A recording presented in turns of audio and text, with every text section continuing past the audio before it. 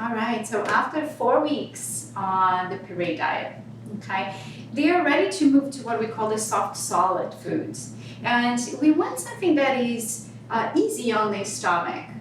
So nothing really tough to chew. And what do you have?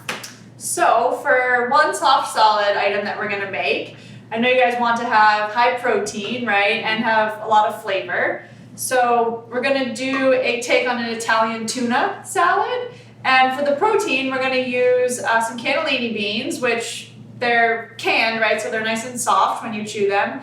And we're gonna use tuna fish, which flakes up really easy, it's soft, it's gentle on your stomach. As far as buying tuna goes, I much prefer to buy the tuna that's in olive oil because it has a lot better flavor than buying, say, Star-Kissed or something like that, Bumblebee. So I spend a little bit more money and I get a nicer quality tuna. This is a yellowfin tuna in extra virgin olive oil. And then I actually don't have to use additional olive oil when I make this dish because I just dump the whole can with the oil right into the mixing pot. So that's what we're gonna start with here. We got 1 can of tuna. Dump it out there. And then we're gonna use about half the can of the cannellini beans. This is gonna make a little bit more than you're serving, right? But then at least you have some extra, you know, for another meal or two during the day or for the next day.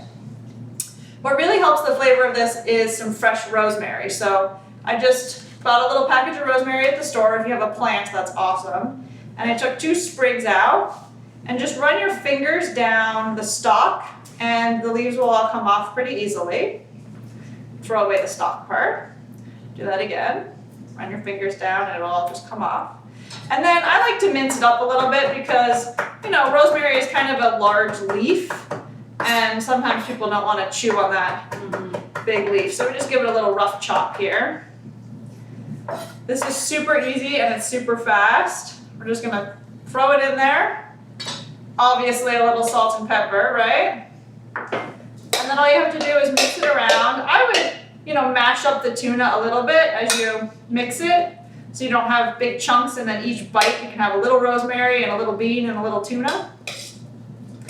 Give it a quick stir there. Looking pretty good. And then, since Vivian said you guys are on about half a cup of food or 4 ounces, we got a little half-cup measuring scoop here. I'm just gonna fill it up so that you can see what your portion of this would look like. I'm gonna put it in your little serving dish here. And our spoon. She's got a little spoon. That's what it looks like there. It's got a little color from the rosemary. This is where, Kim, too, I feel that it's important to remember that as tolerated. You know, if you're eating and it has been half of the portion and you're feeling that point of fullness and you're done. No pressure to eat half of a cup. It's just that your stomach may have that capacity at that point. I have to say that just the smell of the herb, the rosemary is strong. Absolutely, yes. And the oil, I love your tip because it brings that moisture to the food, and that is really important to just help with that digestion. So you don't feel that you're chewing and chewing endlessly. Right. So, all right. So I'm ready.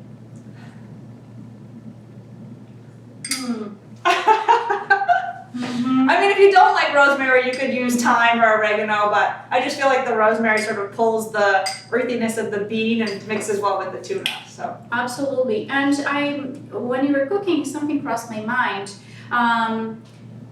If somebody does not want to use the salt, sure. A little bit more herbs or something like Mrs. Dash, perhaps. What would you? I would just say use a little bit more herbs and maybe a little more pepper. I mean, the salt helps with the flavor, but if you're concerned about the salt, just leave it out. A salt substitute gives an off flavor, I feel like, to a lot of food items. Perfect. Thank you. So, enjoy.